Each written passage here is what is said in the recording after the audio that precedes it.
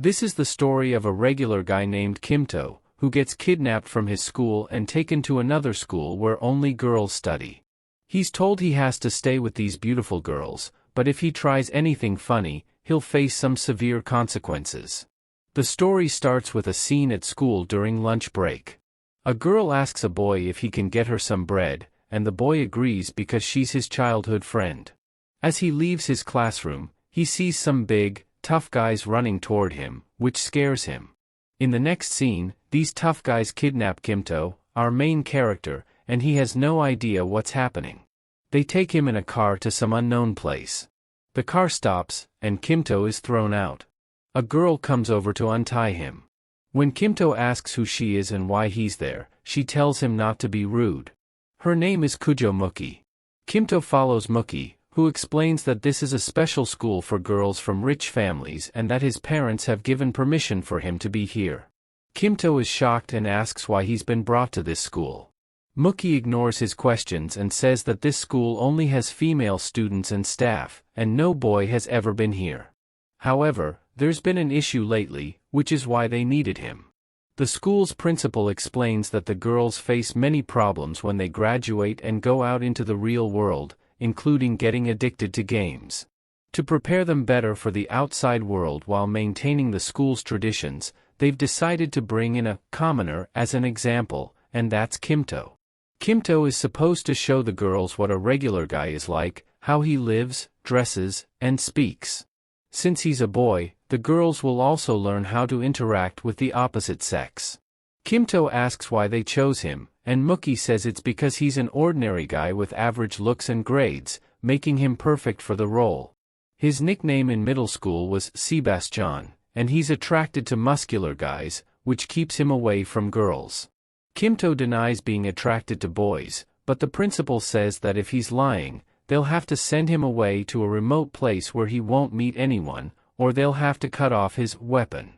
Terrified, Kimto quickly says he likes muscular guys, saving himself from any harm. Kimto is then shown his classroom, and the girls, who have never talked to a boy before, are curious about him.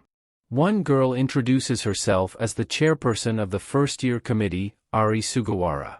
Kimto introduces himself, and the girls are fascinated by how different his voice sounds. Suddenly, they hear a strange noise coming from Kimto's phone. Muki explains that it's a smartphone, something commoners use. The girls are amazed and crowd around to see it, wondering how such a small phone can exist.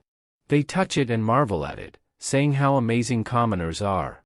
However, when it comes to returning the phone to Kimto, none of the girls have the courage to talk to him, so the chairperson, Rako, steps forward to give it back. And she says, "Kimmy, thanks for showing us your phone." But then, suddenly panicking, she says, "I should make a thank you card and return this phone to you." Then, she calls her maid and starts writing a letter for Kimmy.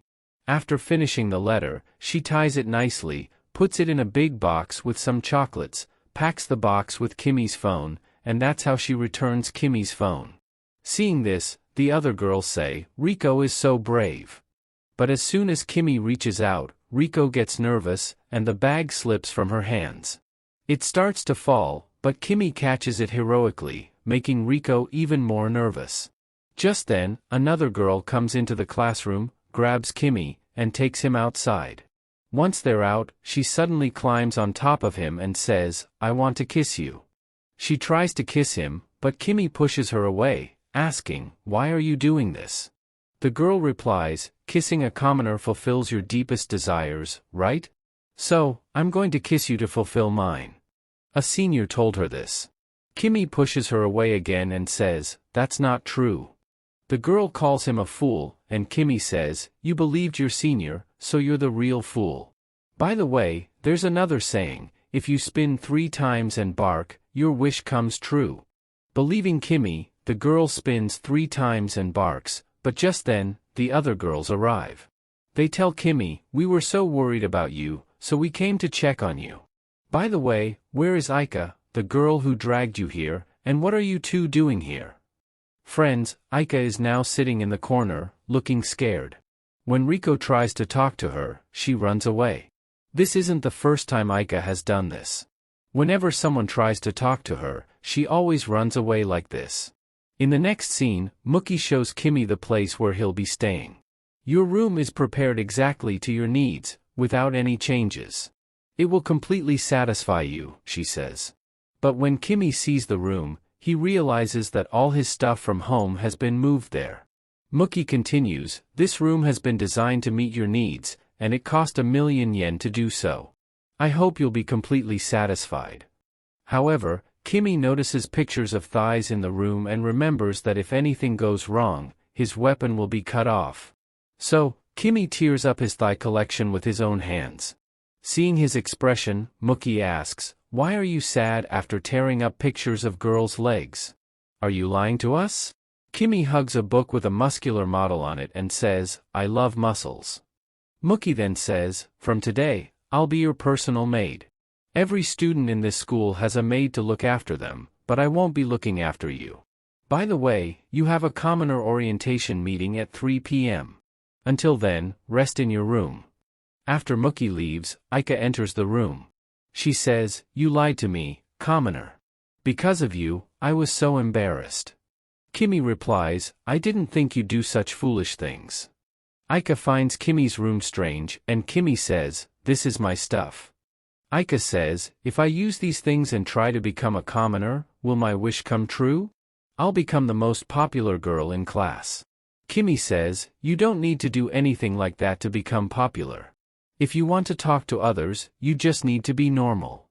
Aika responds, being normal won't fulfill my wish. But if I can talk to you, I can talk to anyone. Hearing this, Aika sits on Kimmy's bed and says, I speak without thinking, and people will definitely hate me for it. I don't want anyone to hate me. This is why Aika stays away from her classmates but wants to be friends with all of them. I really don't like being alone. I want to have a fun school life with others.